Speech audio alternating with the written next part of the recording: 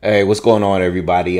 Fresh off the Oshaki Foster Robson Conceicao fight, split decision win for Robson Conceicao. Okay, now he is the WBC super featherweight champion. Okay, at 130. Look, I watched the fight. I didn't score it, because it was just there was no change of pace in the fight. I was just watching it and just I didn't score the fight, but as I'm watching it, I think that Foster was securing the rounds. I think Foster won the fight. All right, so as far as me getting on here and screaming robbery, I thought Foster won, but I didn't score the fight. But I think he secured the rounds, and I understand like going in this fight. I didn't do a breakdown for any of these fights this weekend, and I wasn't really sure about this one. I thought Conceicao had a good chance of winning the fight and pulling off the upset because both of these fighters have had some really, really close fights recently, you know. And Robinson Conceicao, unfortunately for him, he's been on the short end of the stick in his most recent fights. Oscar Valdez, a lot of people thought he won that fight. He had the Navarrete fight, which was a draw. These are championship fights that he just didn't come out as the winner. He had Shakur Stevenson, even though he clearly lost that fight. Shakur lost the belt on the scale. So when it comes to Robson Conceicao, time is running out. He is getting older, and the opportunities of becoming a champion just wasn't really there. I felt like if Robson would have lost this one, he probably would have retired. But it was hard for me to choose a winner going into this fight. Why? Because he always loses the close decision fights, And with Oshaki Foster, it's like I'm not completely sold on him. Yes, he looked good against Ray Vargas, and he won me some money that night when he beat Ray. But when you look at the Abraham Nova fight, very, very close fight. The Rocky Hernandez fight, yeah, he was down on the cards, and he was able to pull off a great performance at the end of that fight. But still, those last two fights, he really pushed the pace in the championship rounds, which enabled him to pull off the win, was able to drop Nova, was able to stop Hernandez, and he was able to pick up those wins. The problem with Oshaki Foster here, I don't know if it's so much ability or weight and stuff like that. I don't know if it's anything about that. The thing is, this fight is that I think majority of people felt that he was winning. He probably felt like he was winning. I'm sure his corner probably felt like he was winning too. But I don't know, man. What I will say is, and this is why I can't scream robbery, because I was listening to the commentary, and I thought that Conceicao was doing a lot more than what the commentary was giving him credit for.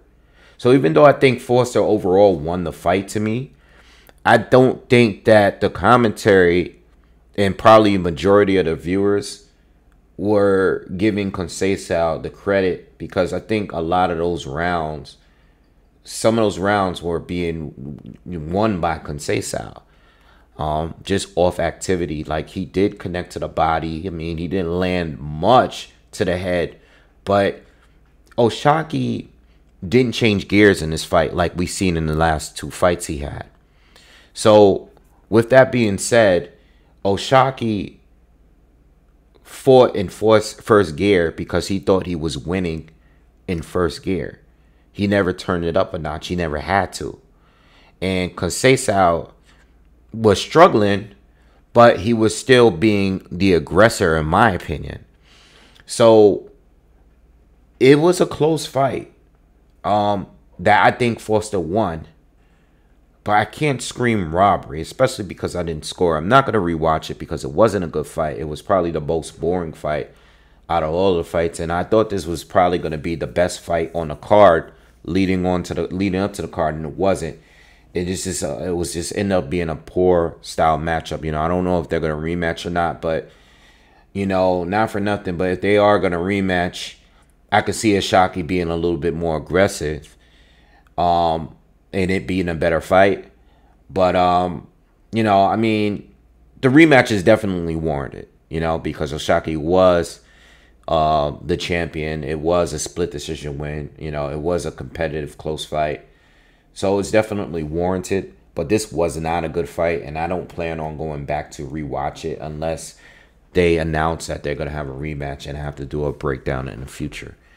But overall, O'Shaquie lost his fight because unlike the last two, he felt the pressure in winning and having to force himself to be more aggressive, and we didn't see that here. He coasted to what he thought would be a victory, and it didn't work in his favor. You know, it's kind of like Jermaine Ortiz and Teofimo Lopez, even though the fight was at a different pace because Jermaine did a lot of running in the fight and stuff like that. Jermaine was clearly not getting hit in the fight. You know, he wasn't getting touched in the fight.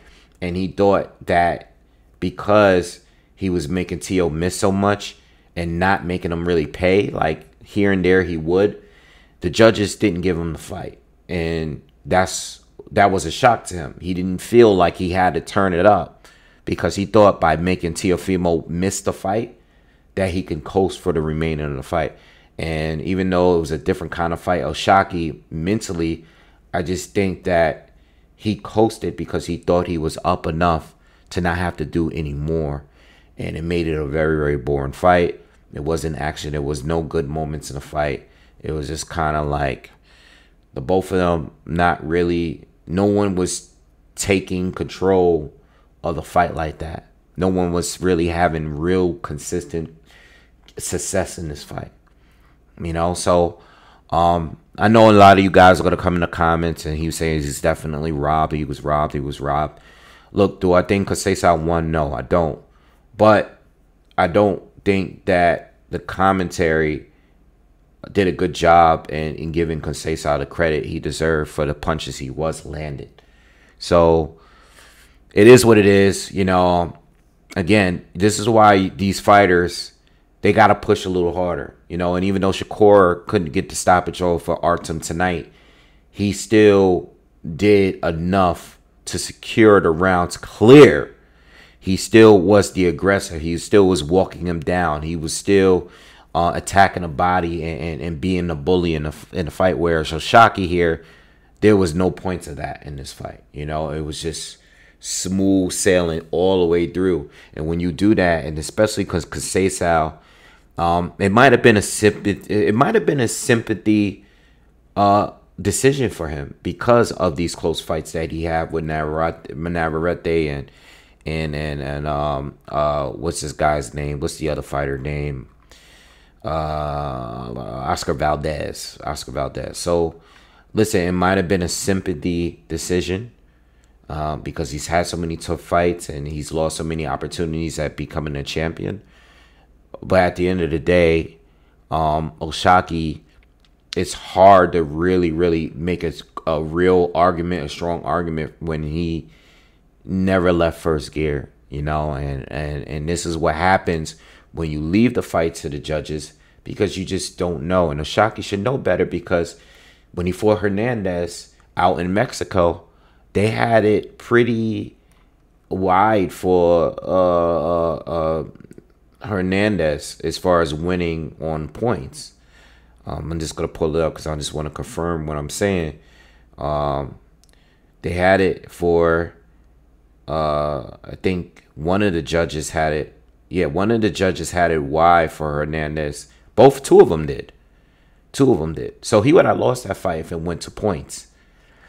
So this is what I'm saying. Like O'Shaquie having that experience, you should know when to push. And it was being that this fight was so different from because he seemed like he was in control early. And it seemed like Robson was really clearly winning. I think he just coasted. And he didn't struggle as much as he did against Nova like he did early against Nova. He coasted and he left it to the judges. And you know what? He got the short end of the stick. It is what it is. All right. So I don't know what's next for O'Shaquie Foster.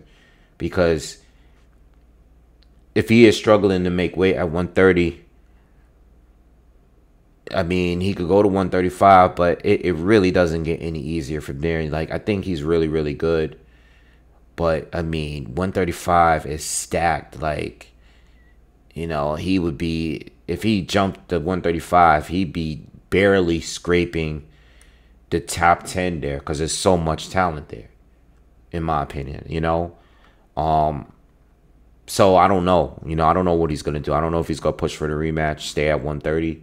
I don't know if he's going to go to 135, but tough decisions to make, you know, because he probably would be a little stronger at 135, but he would be a pretty small 135 fighter up there. All right. So anyway, that's my points. Let me know what you think in the comments. I'll see you guys on the next one. Peace.